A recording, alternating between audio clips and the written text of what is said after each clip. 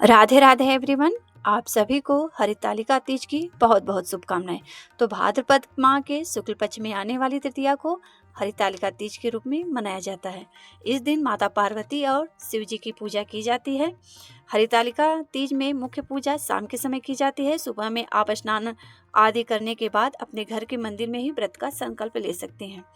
तो चलिए अब हम देख लेते हैं कि हरितालिका तीज व्रत में हमें पूजन किस तरह करना है। तो शाम के समय प्रदोष काल में यह पूजा किया जाता है। तो हम एक साफ चौकी लगा लिए हैं और उस पे एक साफ वस्त्र बिछा लिए हैं। हाथ में चूड़ी मेहंदी मतलब पूरा 16 श्रृंगार करना है और अपने शादी की चुनरी भी ओढ़ लें। अब ये पूजा हम शुरू करेंगे। तो चौकी पे सबसे पहले हम चावल अक्षत रखेंगे या पुष्प रखेंगे, जहाँ हमें पार्वती और शिव के परिवार को विराजमान करना है। तो हमने यहाँ पुष्प रख दिए हैं। अब हम इस पर पार्वती और शिव के परिवार को विराजमान करेंगे। अगर आपके पास फोटो है तो आप फोटो से पूजा कीजिए। अगर आपके यहाँ मिट्टी के शिवलिंग मतलब अलग से शिवलिंग पार्वती गणेश सबको बनाकर किया जाता है तो आप उसको भी बना सकती हैं।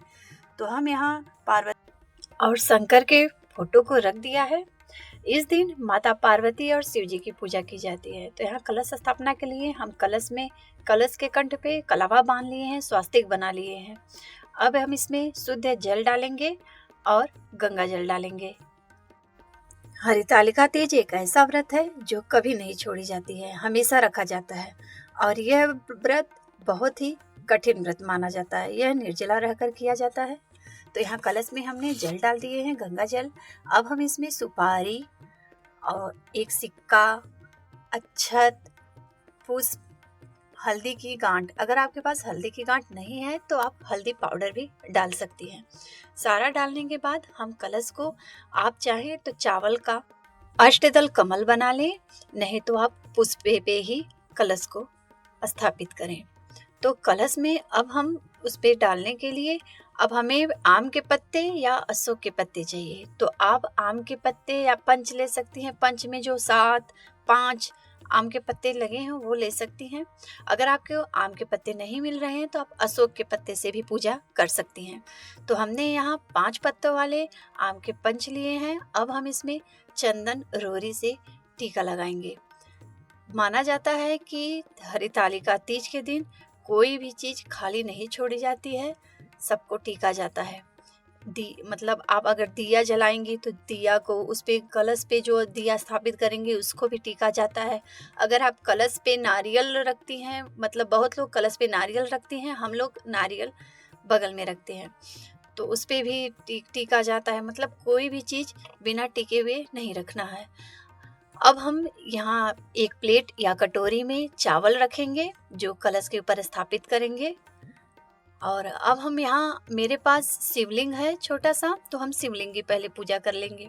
तो शिवलिंग की पूजा करने के लिए हमें एक बड़ा सा पात्र चाहिए तथा उसको इसके ऊपर रखने के लिए एक छोटा सा पात्र, ताकि शंकर भगवान जल में ना ही रहें, जल देने में उनको आसानी हो।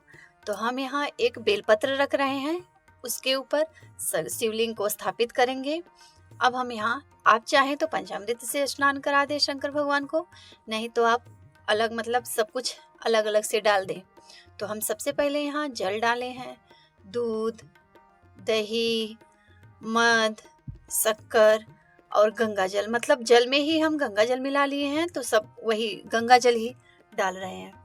तो यहाँ सब डालने के बाद फिर उनको हम अच्छे से स्नान वगैरह कराएंगे। और आप याद रखें कि आप मतलब श्रृंगार करने के बाद आप खुद पे गंगा जल थोड़ा सा छिड़क लें और चौकी पे भी जब आसन बिछाएं तो उस पे भी गंगा जल छिड़क लें। और कलश स्थापित करें, जब शिवलिंग को रखें, कलश स्थापित करें, मूर्ति रखें, उसके बाद उस पे भी गंगा जल छिड़क दें। अब हम यहाँ भस्म, भांग, काला तिल, सफ़ेद तिल, लवंग, इलायची और कमलगट्टा, पीली सरसों सब चढ़ा दिए हैं।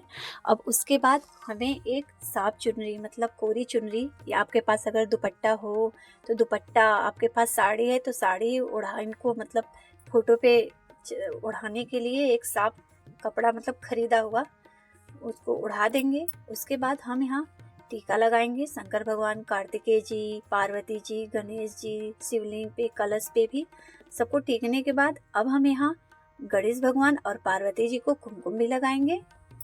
यह व्रत माता पार्वती की भक्ति और तप का प्रतीक है। जी हाँ, जिसे सुहागिन स्त्रियां अखंड सौभाग्य और सुखी दाम्पत्य जीवन के लिए करती हैं। तो अब हम यहाँ सबसे पहले दीप प्रज्वलित करेंगे कलश पे।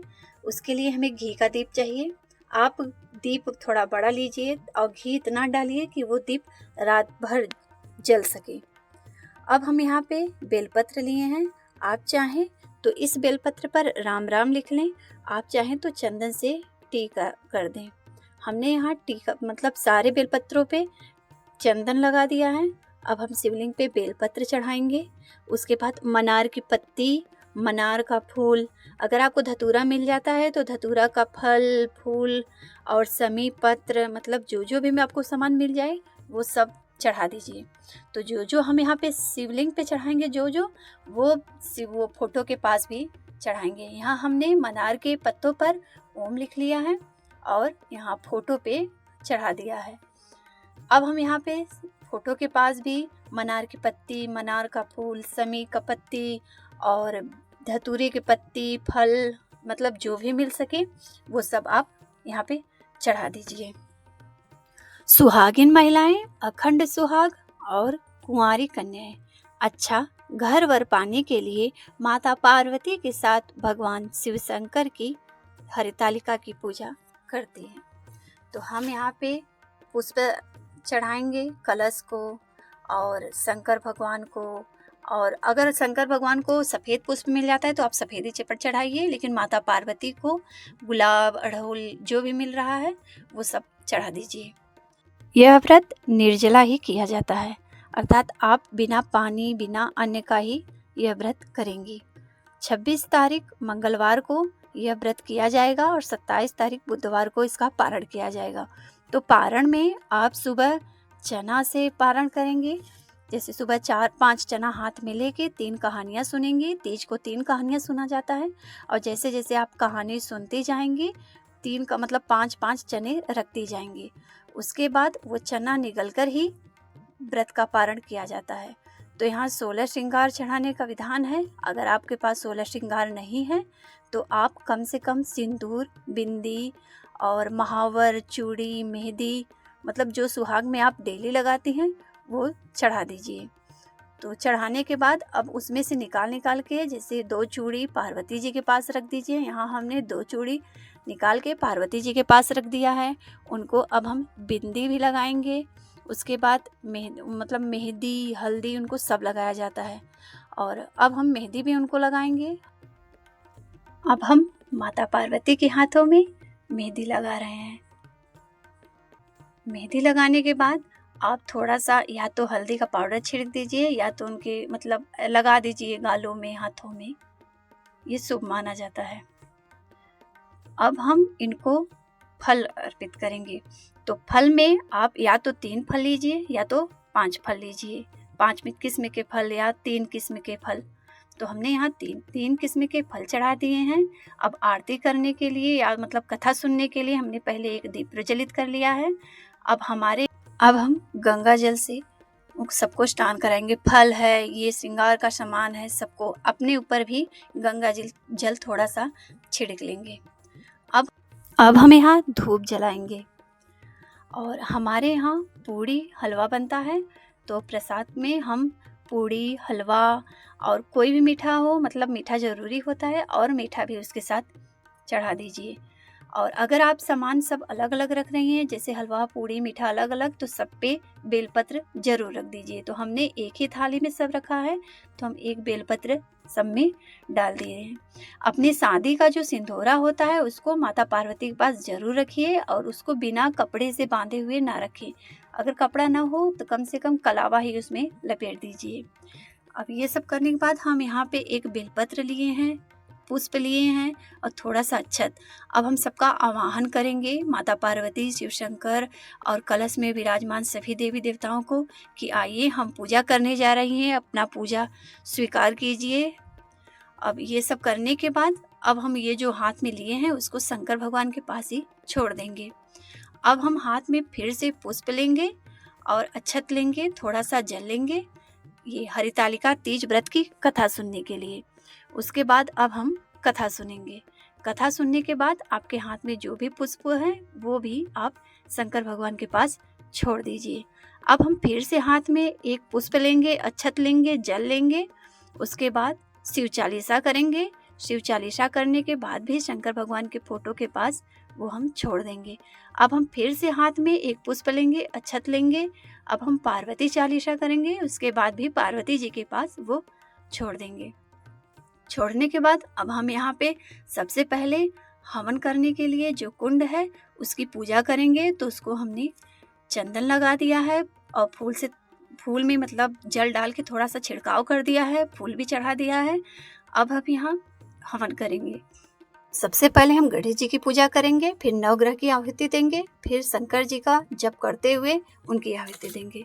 तो यहाँ पे सबसे पहले हमें देसी घी से हवन करना है। उसके बाद हवन सामग्री जो होता है उससे आप हवन करें, मतलब ये नवग्रह को आहुति दें। शंकर भगवान का कोई भी मंत्र है उसको जपते हुए उनको आहुति दें। और उसके बाद अब हम यहाँ जितना भी मतलब प्रसाद चढ़ाए हैं थोड़ा थोड़ा उसमें वो हवन में सब डाल देंगे। अब ये सब डालने के बाद अब हम यहाँ पे आरती करेंगे। तो सबसे पहले हमें गणेश जी की आरती करनी है। जैसे पूजा मतलब कोई भी शुभ कार्य करने के पहले गणेश जी का पूजा किया जाता है, हवन करने के पहले गणेश जी की पूजा की जाती है, वैसे आरती मतलब शुरू करने से पहले हमें गणेश जी की आरती करनी होती है। उसके बाद हम शिव जी की आरती, पार्वती जी की आरती, सबकी आरती करेंगे। आरती करने के बाद हम उनसे क्षमा प्रार्थना करेंगे कि जो भी त्रुटि हुई हो हमारे पूजा में उसे क्षमा करें। और आप आपके पास जितना भी दक्षिणा हो 100, 50, 20 उतना चढ़ा दीजिए कि मतलब जो भी कमी रह गई हो उसको पूरा हो सके। अब हम यहाँ पे सुबह सुहाग ले रहे हैं। तो सुबह सुहाग के लेने के लिए ये मेरा शादी का सिंदूरा है, तो हम उनको छुआ छुआ के बस अपने मांग में लगा रहे हैं। माता पार्वती आप सभी को अखंड सौभाग्य और सुख शांति का आशीर्वाद दे।